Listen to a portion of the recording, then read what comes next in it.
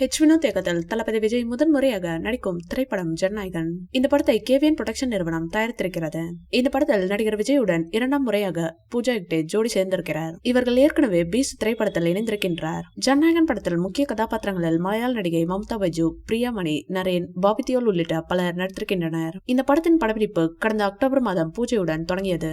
ஜனநாயகன் படத்தின் ஷூட்டிங் ஆரம்பித்த நாள் முதல் முழுவீச்சில் படத்தின் வேலைகள் பரபரப்பாக நடந்து வந்தது. சென்னையில் இப்படத்தின் படப்பிடிப்பு தொடங்கியது. அதன் பிறகு கொடைக்கானலில் சில காட்சிகள் படமாக்கப்பட்டது.